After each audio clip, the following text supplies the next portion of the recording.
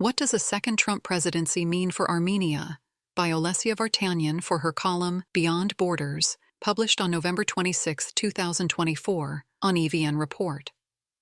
For nearly 3 weeks, Donald Trump has been fielding congratulatory calls from leaders around the globe, a ritual that has played out largely in the public eye, thanks to world leaders on the other side of the line, rather than Trump himself.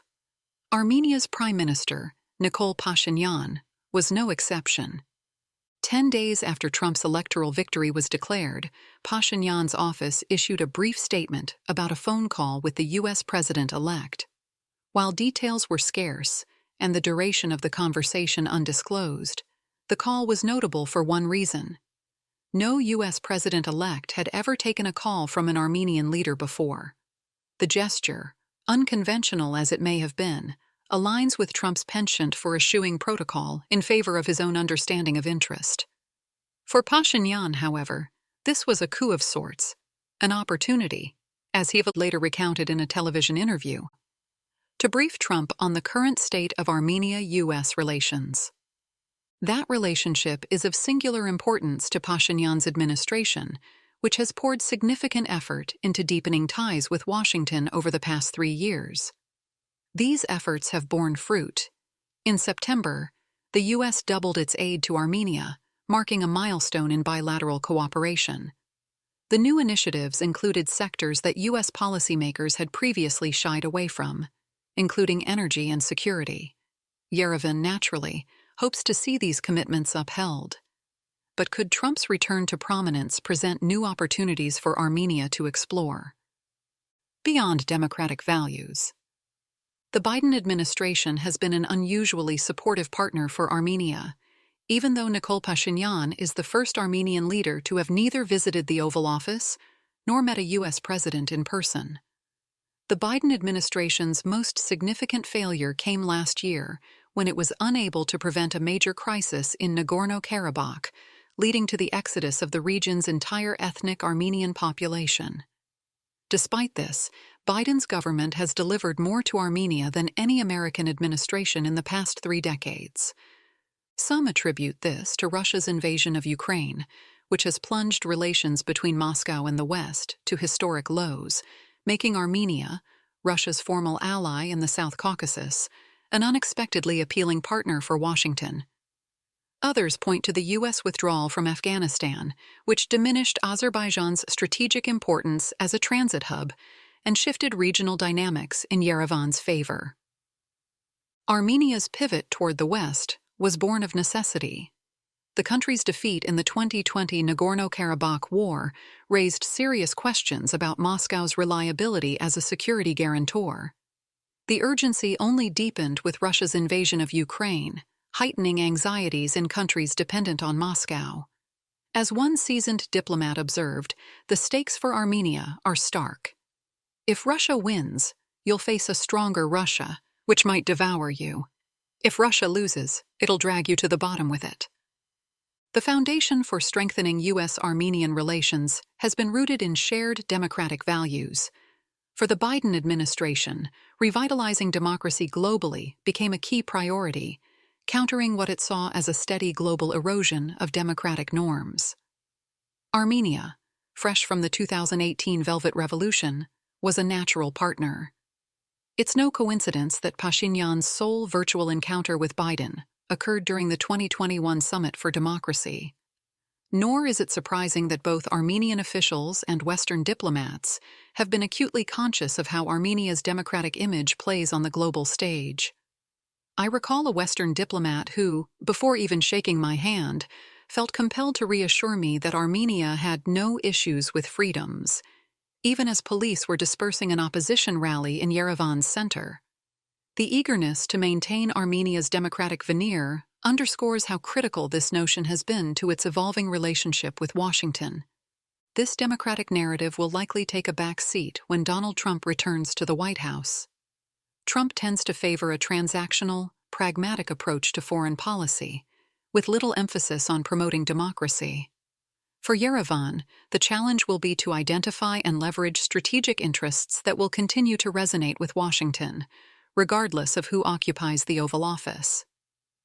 Making a deal.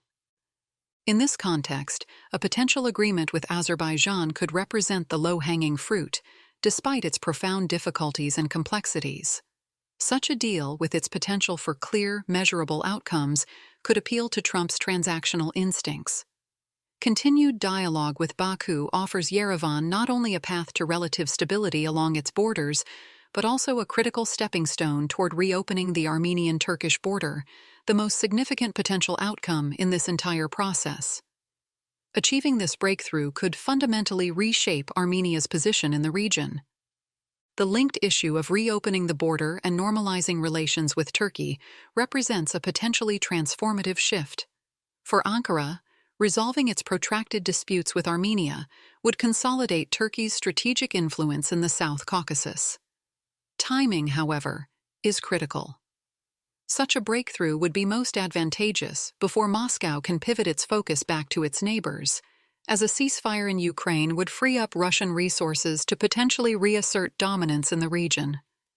The United States has sought to reshape the South Caucasus's geopolitical landscape, using mediation as a tool to promote a new regional order.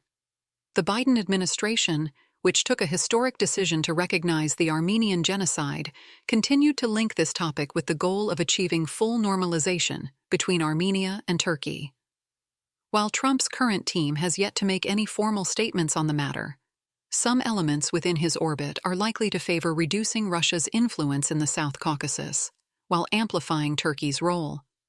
This aligns with Washington's broader preference for a regional balance that weakens Moscow's grip. Yet these ambitions face a formidable obstacle: Azerbaijan. Over the past year, Baku has consistently raised additional demands, even when many believed a deal was imminent. Azerbaijan already struggles to reconcile its stance with Turkey, as Baku's unwillingness to finalize agreements with Armenia impedes Ankara's broader strategic goals in the region.